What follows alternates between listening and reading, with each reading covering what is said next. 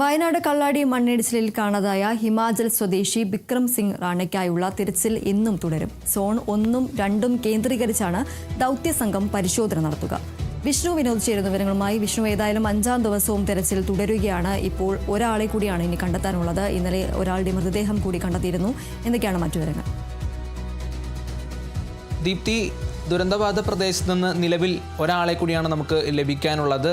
ഹിമാചൽ പ്രദേശ് സ്വദേശിയായിട്ടുള്ള വിക്രം റാണയാണ് ഇനി തിരച്ചിലിൻ്റെ ഭാഗമായി കണ്ടെത്താനായിട്ടുള്ളത്. നിലവിൽ 7 പേർ ഈ ദുരന്തത്തിൻ്റെ ഭാഗമായി മരിച്ചു പോകുന്ന നിലയുണ്ടായിട്ടുണ്ട്. 7 പേർ ചികിത്സയിൽ കഴിയുന്നുണ്ട്. അതിൽ 2 പേരുടെ നില ഇപ്പോൾ 2 ദിവസത്തെ അപേക്ഷിച്ച് തൃപ്തികരമായി മുൻപോട്ട് പോകുന്നു എന്നുള്ള വിവരമാണ് ഒടുവിലത്തെ വിവരമായി നമുക്കിപ്പോൾ ലഭിക്കുന്നത്.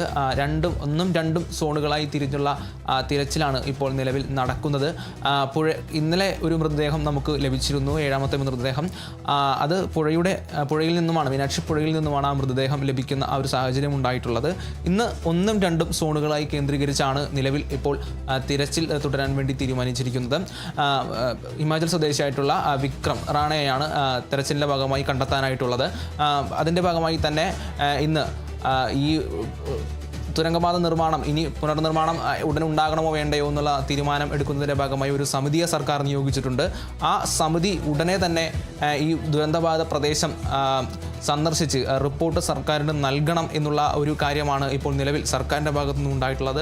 അതിനുശേഷം മാത്രമായിരിക്കും ഈ തുരങ്കപാത ഇനി ഉടനടി പുനർനിർമ്മിക്കുന്ന കാര്യങ്ങളടക്കം സർക്കാർ തീരുമാനമെടുക്കുക. എന്തായാലും നിലവിൽ കാണാതായിട്ടുള്ള ആളുകളെ കണ്ടെത്തി എടുക്കുക എന്നുള്ള കാര്യത്തിൽ തന്നെയാണ് സർക്കാർ പരിപൂർണമായിട്ടുള്ള പ്രാധാന്യം ഇപ്പോൾ നിലവിൽ കൊടുക്കുന്നത്. നിലവിൽ ഒരാളെ കൂടിയാണ് നിലവിൽ കണ്ടെത്താനുള്ളത്. ചികിത്സയിൽ കഴിയുന്ന 2 പേരുടെ നില ഗുരുതരം, 2 ദിവസം വരെ നില ഗുരുതരമായിരുന്നു. ഇന്ന് ഇപ്പോൾ അവരുടെ നില മെച്ചപ്പെട്ടിട്ടുണ്ട് എന്ന് തന്നെയാണ് നമുക്കിപ്പോൾ ലഭിക്കുന്ന വിവരം. ദീപ്തി, ശരി, വ്യക്തമാണ്. എന്തായാലും കള്ളാടി മണ്ണിടിച്ചിലിൽ കാണാതായ ഒരാൾക്കായി ഇന്ന് വീണ്ടും തിരച്ചിൽ തുടരുകയാണ്. ഹിമാചൽ സ്വദേശിയായ വിക്രം സിംഗ് റാണയ്ക്കായുള്ള തിരച്ചിലാണ് ഇന്നും തുടരുന്നത്. സോൺ 1ഉം 2ഉം കേന്ദ്രീകരിച്ചാണ് ദൗത്യസംഘം പ്രധാനമായും പരിശോധന നടത്തുക. വിഷ്ണു വിനോദാണ് വിവരങ്ങൾ നൽകിയത്.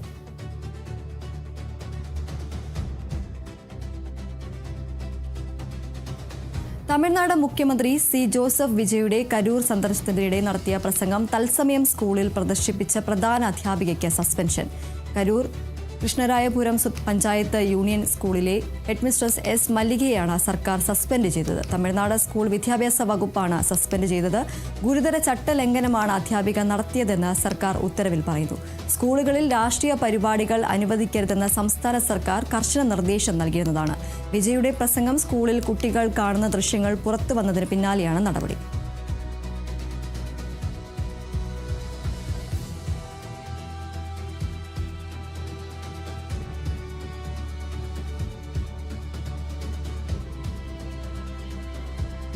കണ്ണൂർ ചാലോട് വാഹനാപകടത്തിൽ 4 മരണം. മരിച്ചവരിൽ 2 മലയാളികളും 2 ഉത്തർപ്രദേശ് സ്വദേശികളും. മരിച്ചത് റിസ്വാൻ, ഷാൻ, പരം ഛേത്രി, ഹർഷ് എന്നിവർ. ഫയർഫോഴ്സ് എത്തി കാർ വെട്ടിപ്പൊളിച്ചാണ് ഉള്ളിലുണ്ടായിരുന്നവരെ പുറത്തെടുത്തത്. അപകടം അർദ്ധരാത്രിയോടെയായിരുന്നു.